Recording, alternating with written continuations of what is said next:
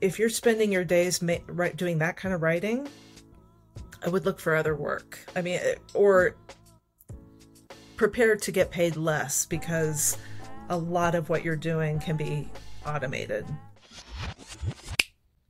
Hi, everybody. This is Josh Becerra from Agurian. Welcome to our next episode of How I Work. I am delighted to be joined by Sara Rosinsky, who is an independent copywriter who works under the banner of Shiny Red Copy. She likes to describe herself as a logophile. Hope I said that right, which is a fun way to say she's a word lover. Sarah's written a book called Unflubbify Your Writing, Bite-Sized Lessons to Improve Your Spelling, Punctuation, and Grammar, an entertaining way to learn to navigate the trickiest parts of our language. Sarah's goal is to help people become more confident with writing so they can enjoy it the way she does. Thanks for being here, Sara. Thank you so much for having me. Thank you. Yeah, it's so awesome. You know, I'm someone who will be the first to say my spelling, grammar, and punctuation probably isn't great. And my mom was a editor at a newspaper, so you know, she's always cringes when she sees my first drafts.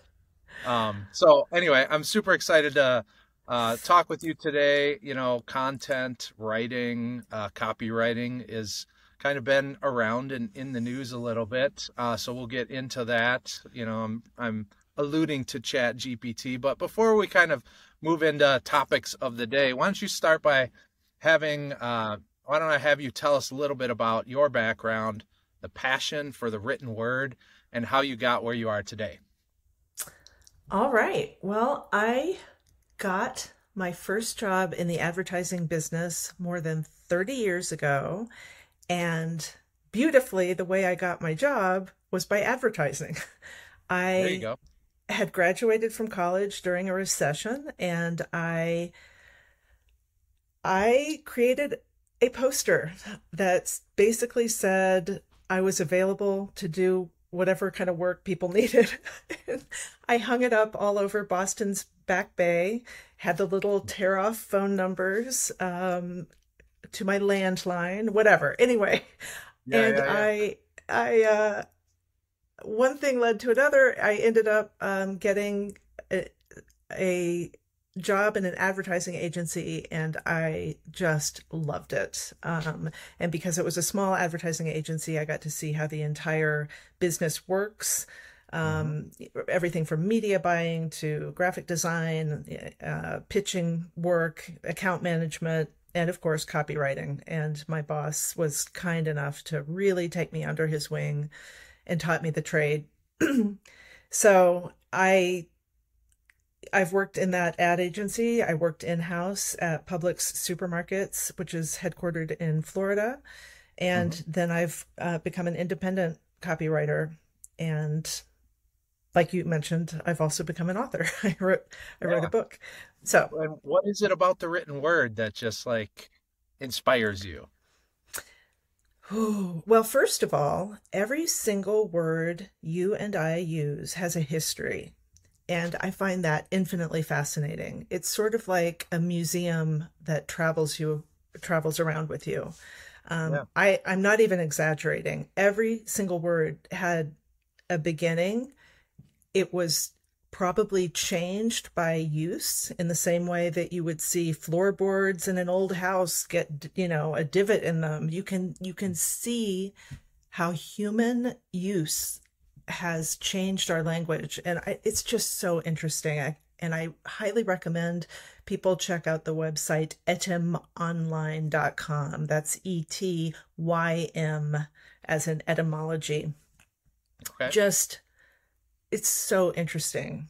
Yeah. I think it's really cool that like we continue to evolve our language, right? It's not something that's at all static. Never. And as our kind of understanding of things evolves, we have to like give it names and develop language around it. So anyway, I think words are very cool, and they were driven into my head by my mom, the editor, for a long, long time. So I'm kind of blessed, I guess, with that. although my spelling is pretty cringeworthy. Um, Well, so you have lots of tools to use these days, right? It's never that's been right. easier to look things up or to have Yep. them corrected on the fly. Yeah. No, it is. It's definitely, I use all of those tools. Sure. So, you've done a lot of speaking on the topic of copywriting. As part of that, you share best practices, advice on how to be a copywriter. I know you have your top 10 kind of hmm things on how to be a copywriter. So why don't you share some of those things with the audience as well? All right. I had to make a list of these so I would remember all 10 of them. Yeah, that's a Um, lot. typically I'd have an hour to elaborate on all of these, but I will try to share these efficiently. The first thing I tell everyone is to begin with clarity. You need to know exactly what you're trying to say. That sounds fundamental, but particularly if you're a small business owner and you don't know where to start, well, start with figuring out the one thing you want to get across. And Yeah. that's easier said than done, frankly. Once that's done, I recommend that people keep their writing reader focused. A lot of businesses make the mistake of talking about our facility and our Hmm. cajillion years of experience and our whatever. Your Yeah. reader uh, biologically cares about your reader. And Yeah. that's not a deficit. They're not selfish. It's just the way people are. And so you need to really think about and really use the word you, frankly. Really look Hmm. at a balance between how many times you say you and how many times you say us or me or I. That's really important. And I substantiate this when I speak, but we're flying along. Yeah, The yeah. No, third but thing, I do love it. I think you're so right. So let's go with the third thing. okay, the third thing is make your writing active, which I begin by explaining what the passive voice is. And that's best explained by saying, uh, why was the road crossed by the chicken? Yeah, no. Instead of, Nobody you're right. wants to hear that. So almost always it's a shortcoming if you're doing that, but not always. And I do want to clarify that there is a time to use the passive voice, but most of the time try to be active, try to choose verbs that are interesting, maybe unusual, and just active, pack a Yeah. punch. Yeah. Okay. Number four. This may seem counterintuitive in the world of advertising, but I say make your writing honest. And that is such a good piece of advice. I'm just telling you, you will have, even if you're like Avis, back in the 60s, I guess it was, who said, we're not number one, we're the second most popular car rental company, but they Yeah. owned it. And they said, because of that, we're always going to try harder. And so just be as honest as possible, and then you can lean into it, you can own it, and you Yeah. don't have to tie yourself into a knot to lie, which is Yeah. morally not a good idea, but also Well, I just for just think efficacy. authenticity is something that, yeah, like people can perceive, right? Like we just understand that. So anyway, Absolutely. I'll Okay. stop interrupting. Keep going. Oh no, please no. I don't want to talk a blue streak here. So number five, I have make your writing musical, and Mm. there I talk about how much I pay attention to the sounds of words. There are things you can do, practices like alliteration, where the beginnings of your words begin with the same sound. There's assonance, where the vowels in the middle echo one another, and rhythm, which all of these can really contribute to a level of musicality, get your writing noticed and remembered. I pay a lot of attention to that. So I Yeah, I recommend love other it. people do too. Yeah. And when in doubt, make your sentences shorter rather than longer. In terms of rhythm, you're just much better off going da da da da da da da da than you are having a 3-line sentence. Yep. Then I say number six, make your writing efficient, and that uh, is the use of headlines and subheads and Bullet points, frankly, your reader is a busy person, and the chances that that person is going to begin with the first word and carry all the way through to the last Mhm. word they are close to nil. Your reader Yeah. is going to want to scan to get the gist, and then they can go back to revisit parts that are most important. So I highly recommend thinking about that. That's Then such number great seven. advice. I mean, Oh, that yeah. is such great advice because, like, I firmly believe people don't like read the way they used to, right? It is way more of a like scan and then find where I want to actually read. So we Yeah. spend a lot of time in our world, right, when we're looking at content and websites, is like, what's the H1? Where are we Mm-hmm. chopping? Where are we putting in like jump links so that people Mm-hmm. can scan a list of bullet points and then find the one that they're really most interested in, click on that, and jump to that piece of the document. So, uh, yeah, that's great advice. Right. And it also ties in with what I said earlier about focusing on your reader. Just always put yourself in that person's shoes. And Mhm. again, they're not a bad or a selfish or a self-centered person. They're busy, and do them favors at every opportunity, and they will thank you for it. Number seven, I have make your writing fat free. And this is probably really, this should be my number one. It defines me. Remove every single word that is not necessary. Mhm. You can't believe how much we tend to insert redundancies in our writing. It's kind of human nature to repeat ourselves a little bit to make sure everyone got the point. Ain't Yeah. nobody got time for that. Just, I'm just brutal with my elimination of fluff and fat. And I highly recommend, and there are a million anecdotes about this. Oh, We yeah. don't have the time. I, We don't even have the I time. can I'm just I telling can you. think about how I write myself, and yeah, a lot of times I'm just like running on just because I think I need to do that to sound more professional or something. Sure. But it's short, sweet. Yep. Do that reader a favor. And I also, as I read, it's really like, it's almost like you're looking at yourself in the mirror and trying on an outfit, and you go, is it better with the earrings or without? Or you know what I mean? Like Yeah. you have to try it both ways. And if it's better without, get rid of it. Be brutal. Yeah. I will quote myself by saying, I always say, if it doesn't help, it hurts. Hmm. So anything in your writing that's not contributing to getting your message across better, get rid of it. You'll be better off. So then I say, make your writing easy. And this is very related to that. But you mentioned just a second ago, there's a propensity to get a little wordy to sound professional.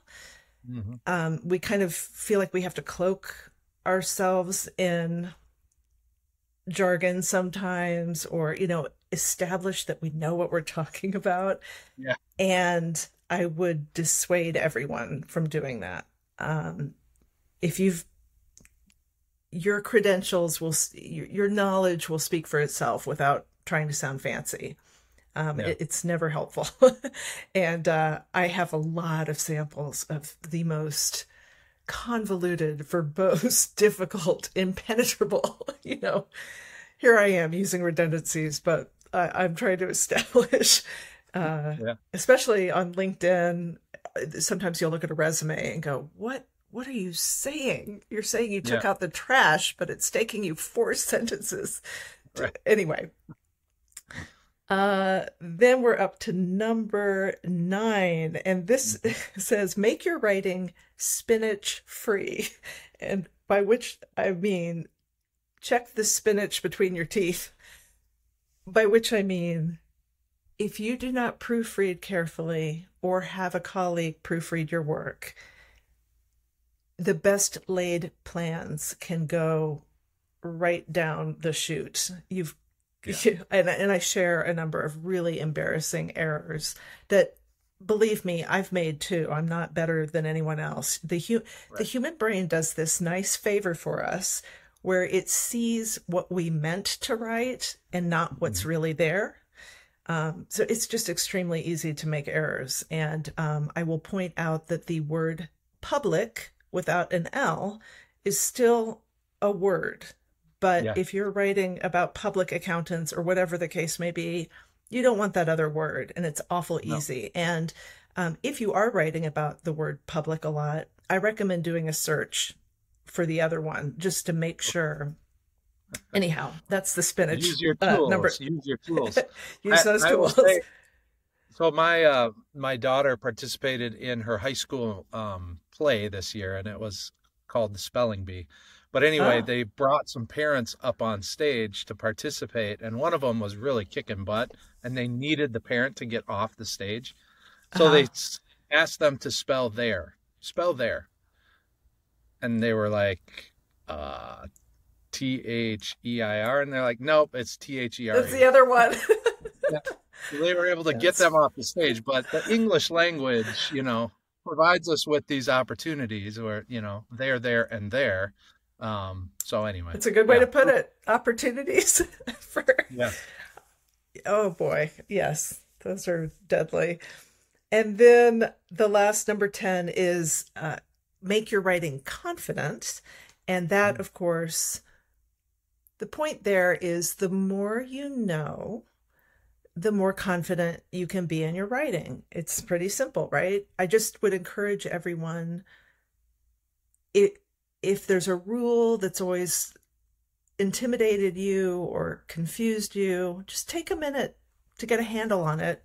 And then you won't have that fear producing anxiety, right? About Yeah, messing up. I think we all are kind of insecure because there's so many opportunities to goof in our language, like you just said.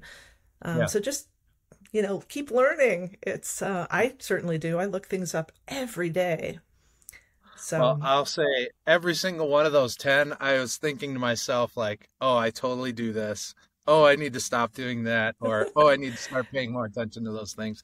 So those are great tips and best practices for sure. I want to shift gears a little bit into kind of marketing. A lot of the mhm, audience of this podcast are marketers. So, we talk about brand standards and guides and things like that a lot. A lot of times it's involves color palette, fonts, design standards, but you also get kind of the voice of the brand or like what the brand voice is. So can you talk a little bit about your ideas about like the importance of brand voice, how you make sure you don't stray from it, and maybe if you have an example of a company that like always gets their brand voice right, like you see it mhm. every single time? Sure. Well, as your marketing audience knows, branding is all about consistency, really, Mm. right? It's, you know it when you see it because it's always the same. Yeah. And also we know about voice because these days, if a bot, for example, slides itself into your DMs or whatever the case may be, you can tell, oh, this isn't a person. There's something off about these words. I can tell there's something disingenuous or wrong. Or this isn't Yeah. really my Aunt Sally who's reaching out to me. I can tell. Mhm. So that's just evidence of our sense about voice and how much it really matters. Um, in terms of what brands do a good job of having a distinctive or consistent voice, most of them are pretty similar, I would say. Pepsi and Coke aren't going to sound a whole lot different. They're going to sound Yeah. confident and cool and, like your best friend and all of that stuff. Distinctive voices are unusual enough that they get your attention. Mhm. I've been pretty tickled with the brand Oatly, Okay. the oat, milk. Milk, right? Yeah. Yeah, how would I describe it? Kind of confidently not deprecating, self amused. I don't know. They're okay with. I remember a campaign they did about their newsletter, and they kind of they had they had what do you call it? Out of home boards, Mm. encouraging people to sign up for an oat milk newsletter, which is Right. preposterous, right? Newsletters are things we do because we're not thinking straight. They Yeah. went the other direction. They acknowledged how annoying newsletters are, and they just leaned into it, to my point And they put earlier it on about a being billboard. honest. They put out billboards. It was just nuts. So, anyway, and when I see their typeface, which graphically is always consistent, I know it's going to Mm. be from them. I'm sort of giddy. What are they going to say? What is, Yeah. and they always get me. Um, so that's I just I one. was listening to a video the other day, and this may be more just about brand in general, but I thought it was pretty clever. And the person was saying, you know, if you think about Nike and I think it was uh, like Courtyard Hotels or something like that, right? It was like you think about Nike and you say, what would a hotel that Nike would Hmm. build look and feel like and Hmm. sound like? And like, we can kind of all imagine what that would Hmm. probably look and feel, the color scheme and how people would be dressed and like what. And then on the flip side, it was, and if, could you imagine what like a Courtyard Inn and Suites tennis shoe would look like?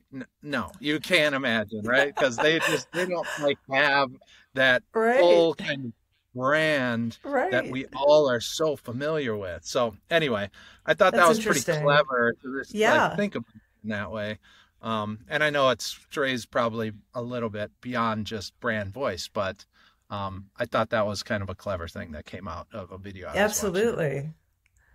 So Um, another yeah. kind of marketing thing, topic that you and I discussed when prepping for this was around testing.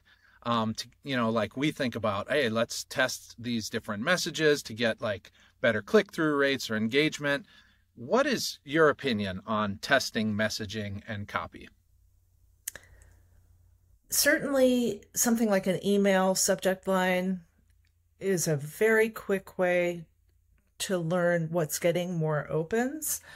Hmm. But I have a warning about that. Just opening an email is not necessarily the goal.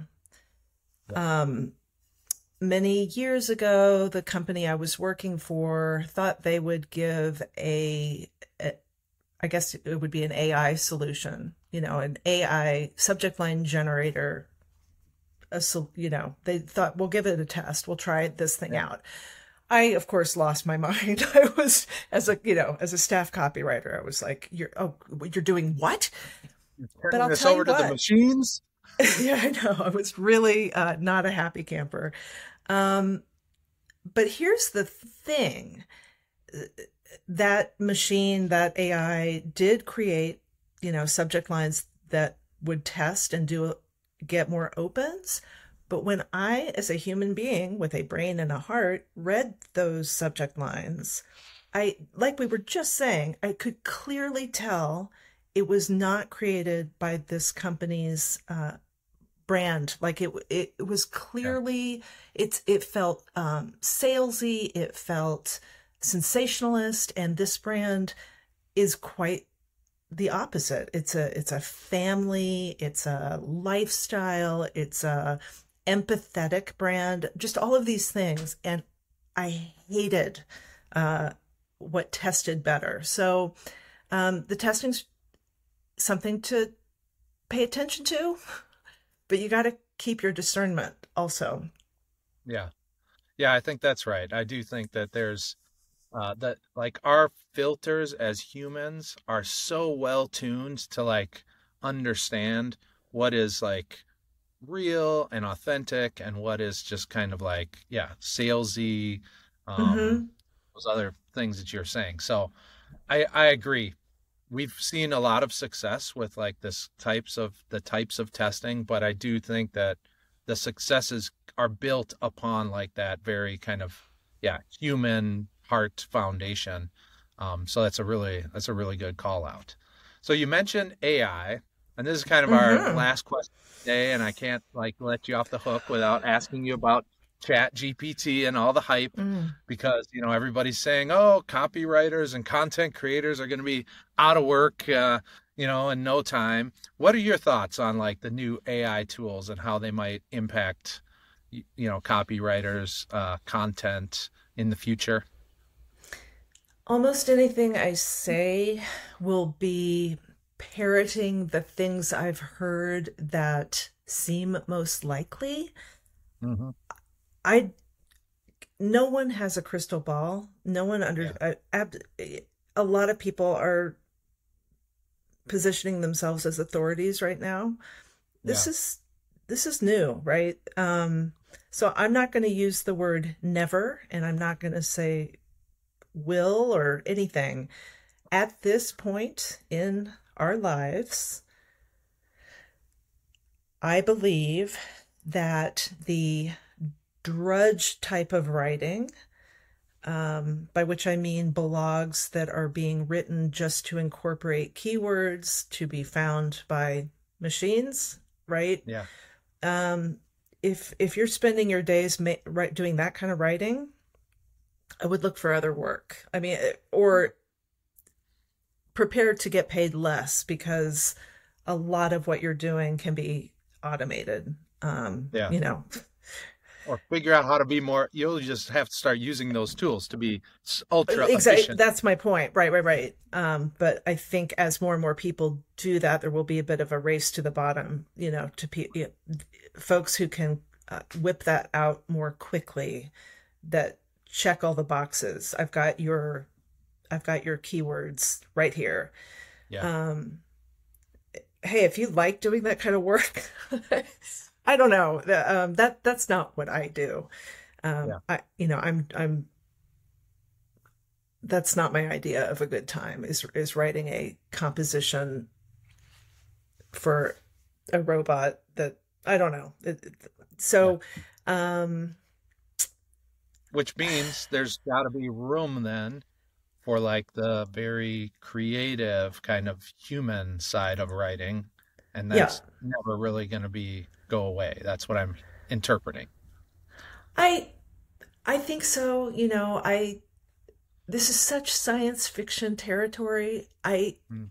Because I'll speak about AI as a singular beast, whereas it's actually a number of different ones, but let's just call it the beast. Yeah. It's learning all the time. And so if it can hoover up every word I've ever written, perhaps it can become me. Yeah, I don't know. Um, I it's love how you anyone's framed guess. it as like science fiction. Like it's It is. literally coming to life right now. And yeah. And I think there's people who don't know like what level of control we're even going to have um, as it Who moves knows? forward. So it's I'll tell you this crazy. much. I will, I will, I'm never going to fall in love with a robot, and I'm never going to make a robot my best friend. I mean, I think there are things that human beings are always going to offer one another. Yeah, I I don't love think we that. can be completely replaced. So it'll be interesting to see what we begin to value and seek out and um, lift up. I don't know. I love Uh, all that. That's like a very kind of hopeful and inspirational message on which I think we could end. Um, which I just threw together some really long, crazy words on which I think we could end. Uh, but I just broke rule number 8. But hey, so I've really enjoyed this conversation, Sarah. Thank you so much for being my guest, and we'll just say goodbye for this episode of How I Work. Thanks. Thank you.